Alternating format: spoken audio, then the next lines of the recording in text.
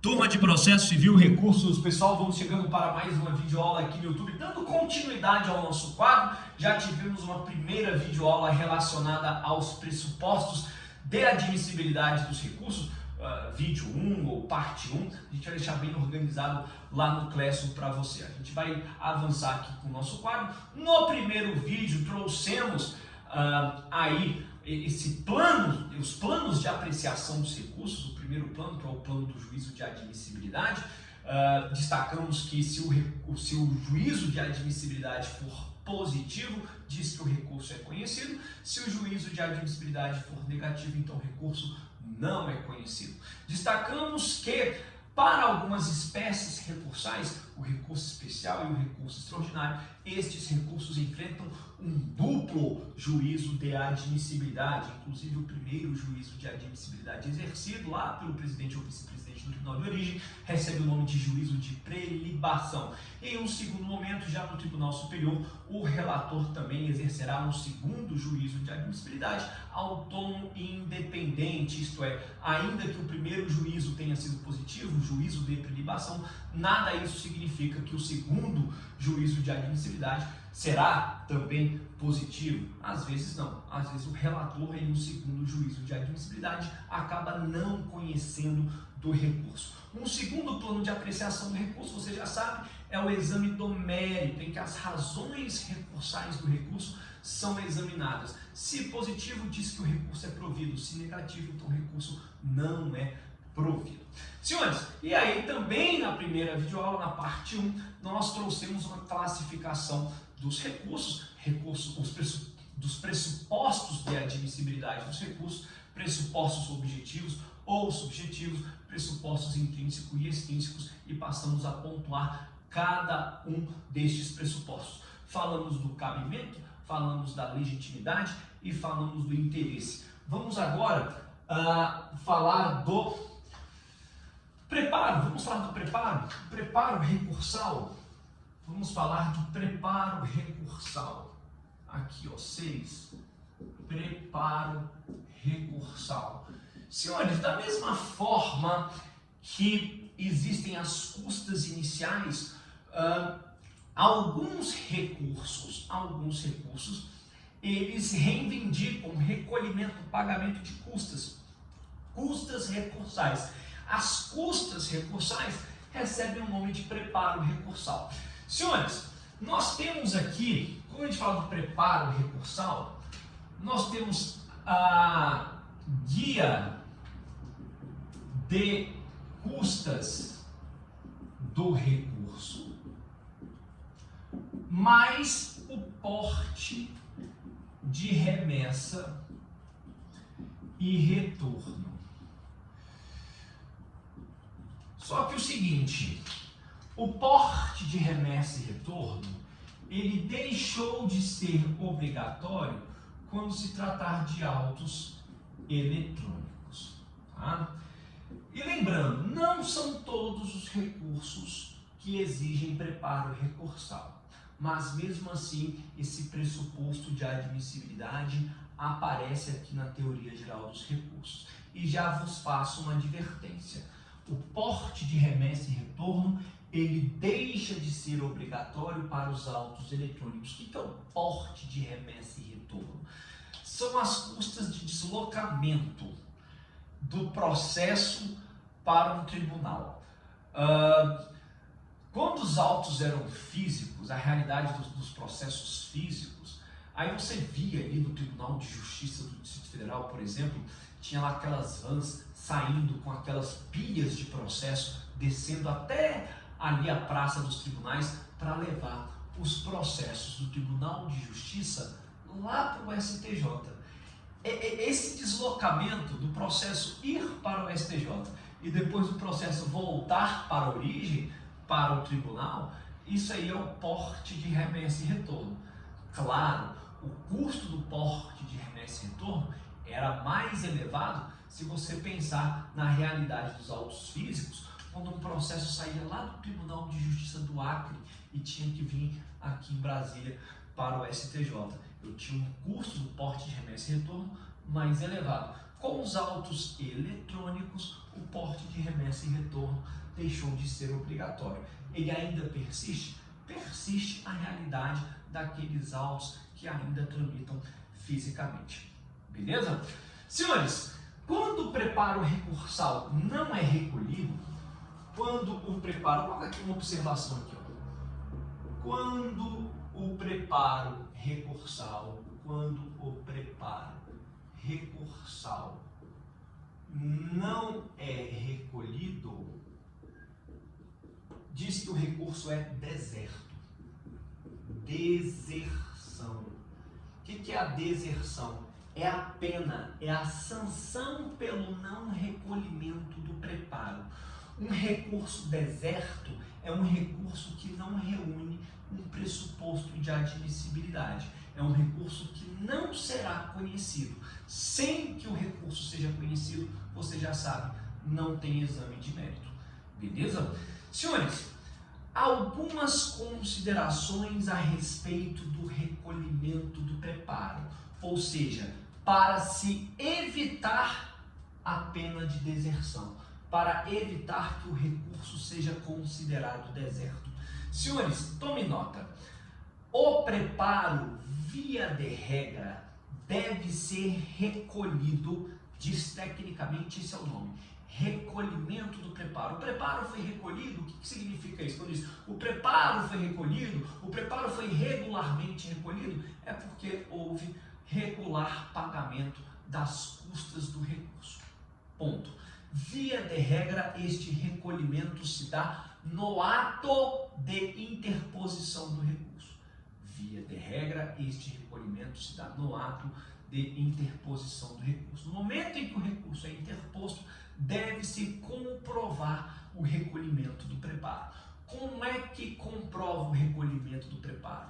Você emite uma guia e com essa guia você realiza o pagamento. Então você anexa no recurso a guia e também o respectivo comprovante de pagamento. Legível, porque tem que haver a relação do código de barras da guia com o código de barras que vai aparecer no comprovante de pagamento. Tem que haver esse espelhamento para garantir que realmente aqueles valores foram recolhidos aos cofres do erário. Então tem que haver essa correspondência, muito cuidado. Tem que haver a correspondência do código de barras da guia com o código de barras do comprovante de pagamento.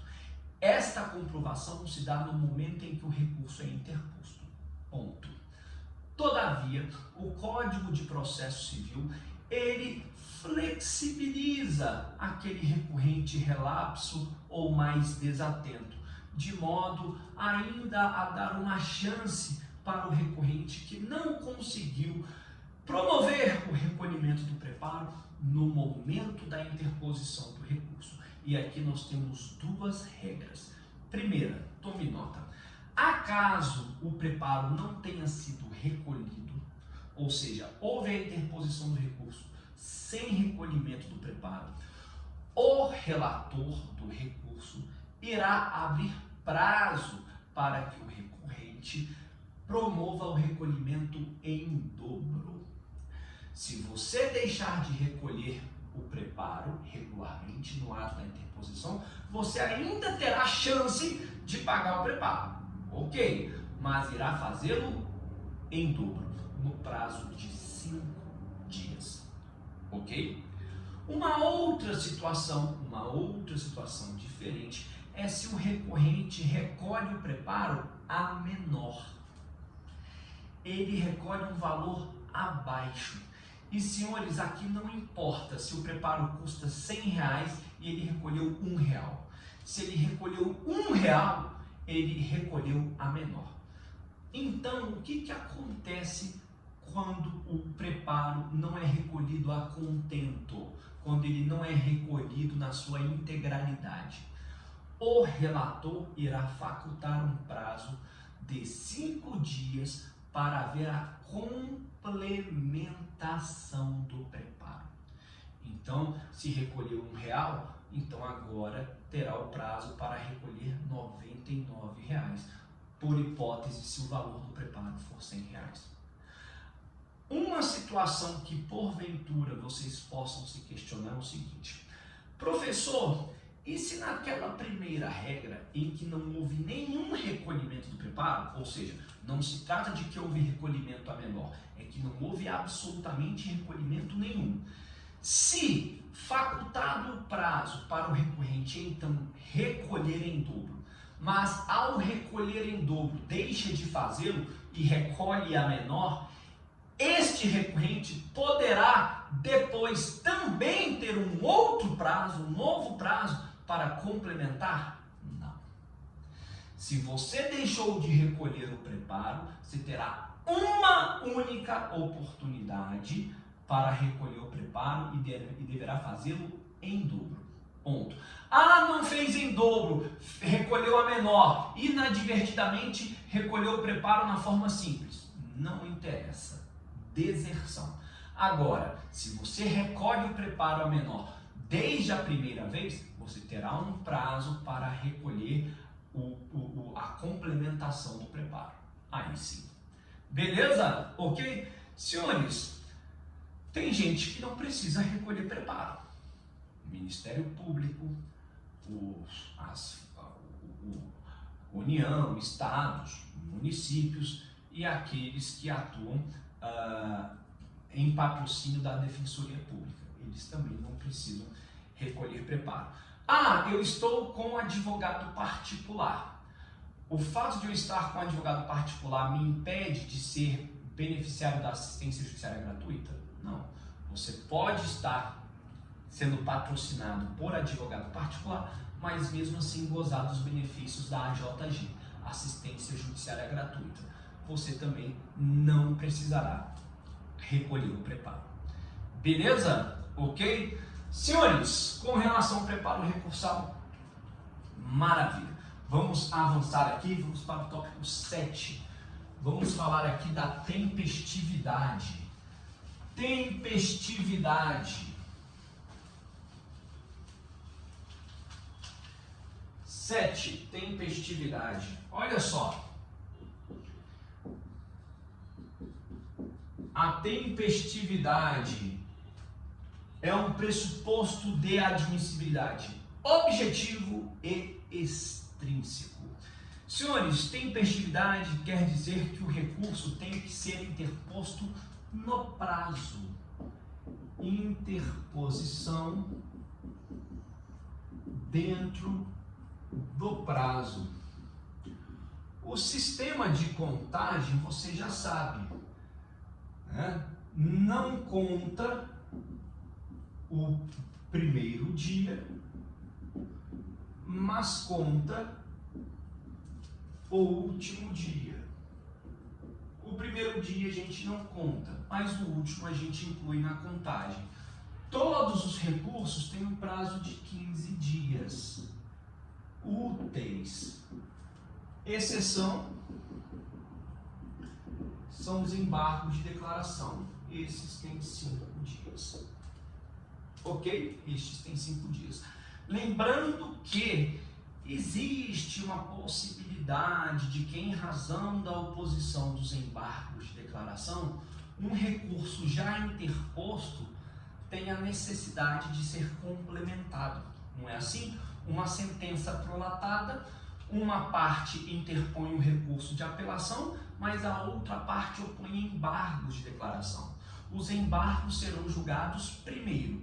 Se a sentença for modificada em alguma extensão em razão dos embargos de declaração opostos, a outra parte que interpôs o recurso de apelação terá novo prazo para complementar as razões recursais. Ou seja, complementa as razões recursais em razão da modificação que a sentença sofreu por conta dos embargos opostos. Tá? Existe essa possibilidade aí que nós já estudamos, inclusive, apenas para resgatar. Senhores, olha só, a intimação, ela se dá eletronicamente. Então, da intimação passa-se a contar o primeiro dia, o dia útil seguinte, e aí passa a contar 15 dias úteis. Uma exceção, no entanto, merece ser anotada. Presta atenção. Quando a decisão judicial é prolatada em audiência, então o prazo passa a contar da própria audiência. Tudo bem? Vamos se tratar de audiência. Agora, em relação à defensoria pública, o STF tem um entendimento de que, muito embora o defensor público esteja em audiência, somente com a remessa eletrônica dos autos, tá? A intimação pessoal por remessa eletrônica é que passa a contar o prazo. Então, via de regra, a gente conta o primeiro dia do prazo a partir do primeiro dia útil seguinte à intimação. Essa é a regra. Para as decisões prolatadas em audiência, conta-se a partir da própria audiência, com exceção da Defensoria Pública. Ok? Existe prazo em dobro? Existe.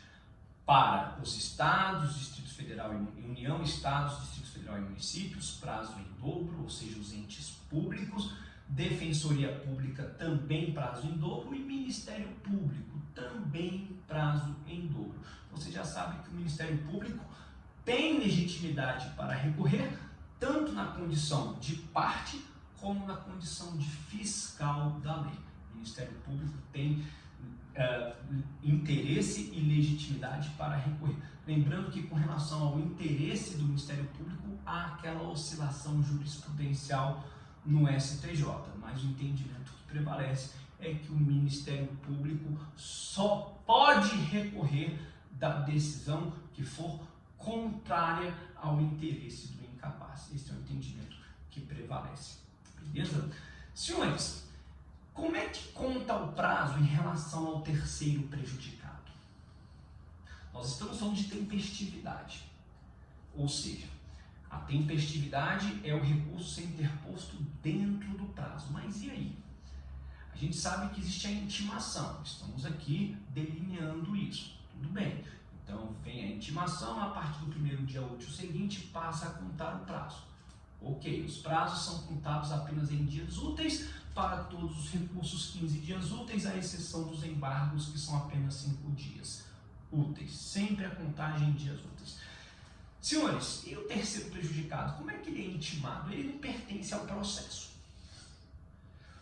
O entendimento do Supremo Tribunal Federal é de que, como não há uma forma eficaz de dar intimação a este terceiro prejudicado, acaso ele perca o prazo do recurso, ele terá direito à impetração de mandado de segurança. Tá? Então, o terceiro prejudicado, ele tem direito aí à impetração do mandado de segurança, caso perca o prazo para a interposição do recurso. Beleza? Senhores, esse prazo mandado de segurança, o prazo, você sabe, o prazo decadencial de 120 dias, tá certo? E o litisconsorte necessário que não foi citado? Como é que faz? O litisconsorte necessário que não haja assim, que não foi citado. Ele poderá interpor recurso? Ele poderá interpor recurso. Mas aí o prazo passa a contar de quando esse litisconsórcio tomar conhecimento da decisão, tá certo? Senhores, olha só, com relação à tempestividade, então a gente termina as considerações. É interessante a gente lembrar, por último, que existe aquela figura do recurso prematuro ou recurso extemporâneo. O que é isso? É o recurso interposto antes de se iniciar a contagem do prazo. É possível admitir um recurso assim? É possível, pelo princípio da instrumentalidade das formas. Ainda que o prazo não tenha sido aberto, não tenha sido inaugurado, acaso o recorrente já tenha tido acesso à decisão e já queira interpor o recurso, mesmo antes da intimação, ele poderá fazê-lo, o recurso será admitido. É possível o recurso extemporâneo, o recurso prematuro, que é o recurso interposto antes da abertura do prazo recursal. Ok? Agora, o recurso intempestivo é aquele recurso interposto fora do prazo. Esse não poderá ser conhecido. Recurso intempestivo é o recurso interposto fora do prazo. Esse aí não será conhecido, tá certo? Vamos avançar. Tópico 8, falamos de tempestividade, preparo. Faltam apenas 2 pressupostos de admissibilidade. Vamos falar aqui, tópico 8, da regularidade formal. Regularidade formal. Senhores, o que é o recurso que tem a sua regularidade formal? É a exteriorização do recurso. A forma como o recurso se apresenta é a parte estrutural do recurso. Ele tem que ser dirigido a quem? Ao juízo a quo. O que é o juízo a quo? É o juízo que prolatou a decisão. A rigor, os recursos são dirigidos ao juízo a quo, à exceção do agravo de instrumento. O agravo de instrumento ele é interposto diretamente, direcionado, dirigido para um relator no tribunal. Mas todos os outros recursos, todos, são dirigidos para o juízo a quo, ou seja, o próprio juízo que prolatou a decisão. Então, ao juízo a quo que se dirige, que se interpõe o recurso, ao juízo a quo que se interpõe o recurso. O recurso tem que ser redigido em língua portuguesa. Tem que trazer a qualificação das partes. A qualificação das partes, é claro, às vezes as partes já estão qualificadas no processo. Mas então, você diz que as partes já estão qualificadas, né? Tem que trazer os fatos, os fundamentos de reforma da decisão e o pedido. Essa parte estrutural, ela tem que existir, tá certo? Essa é a regularidade formal do recurso, ok? Senhores, 9. Lembrando que a regularidade formal é um pressuposto de admissibilidade extrínseco e objetivo. 9. Inexistência de fato extintivo ou impeditivo do direito de recorrer. Inexistência de fato extintivo ou impeditivo do direito de recorrer. Quais são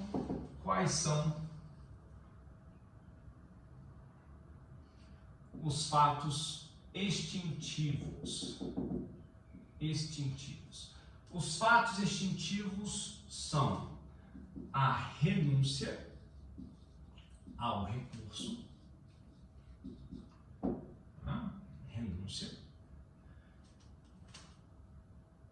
renúncia ao recurso, e aqui fatos impeditivos.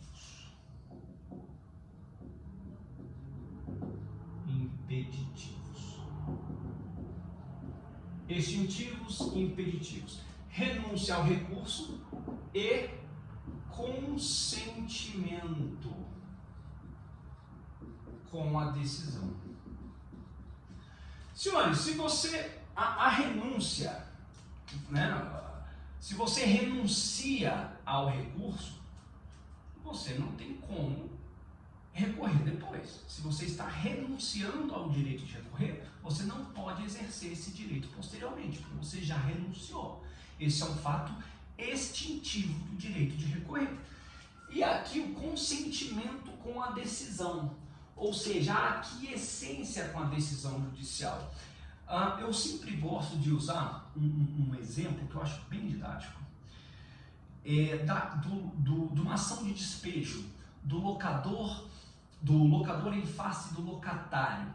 Imagine que a sentença seja de procedência da ação de despejo, ou seja, o locatário então terá que sair do imóvel. Ora, se o locatário ele pega as chaves e entrega na imobiliária, ele aqueceu, ele consentiu com a decisão. Ele assumiu um ato incompatível com o interesse recursal. Ou seja, se ele numa ação de despejo sofre uma sentença de procedência, vai lá, pega as chaves e entrega na imobiliária, ele não poderá recorrer depois. Fato extintivo do direito de recorrer. E fato impeditivo. Fato impeditivo. Nós temos a desistência, ou seja, a pessoa, o recorrente interpõe o recurso, mas depois desiste. Então, não tem como recorrer de novo, né? Porque houve a desistência do recurso. E nós temos outras duas situações. O reconhecimento da procedência do pedido pelo réu ou a renúncia ao direito sobre o qual se funda a ação, sobre o qual se funda a ação pelo autor. Senhores, se o réu reconhece a procedência do pedido, ou se o autor renuncia ao direito sobre o qual se funda a sua pretensão, estas duas possibilidades aqui estão lá no artigo 487 do Código de Processo Civil. E aqui são sentenças definitivas, são sentenças de mérito. Não pode o réu reconhecer a procedência do pedido, vir a sentença, então, definitiva de mérito, dando ganho de causa ao autor, e depois o réu ir lá e recorrer. É um fator impeditivo. Se o réu reconhecer, então ele não pode recorrer depois. Da mesma forma, o autor, se o autor renuncia ao direito sobre o qual se funda a ação, vai vir uma sentença definitiva, 487 do CPC. É um fator impeditivo do direito de recorrer. Ele não pode renunciar e depois pretender o recurso contra essa sentença definitiva. Não pode. Tudo bem? Ok? Senhores, enquanto falava aqui, me veio uma lembrança que eu não disse no tópico da tempestividade. Me perdoem por isso. Volta lá, faz um adendo ali, cria um espaço aí no seu caderno. Se for quem tiver com notebook, fica mais fácil.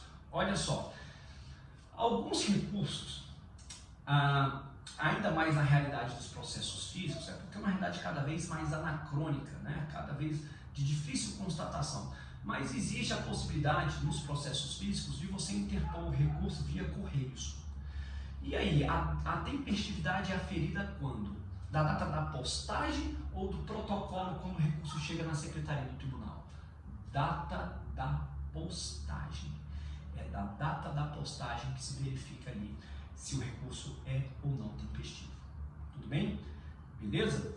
Senhores, maravilha! A gente termina aqui as nossas considerações sobre os pressupostos de admissibilidade dos recursos, tá certo? Vamos avançando aí com segurança na nossa matéria. A gente vai falar sobre isso aqui no via Google Meet também, enfim, tá?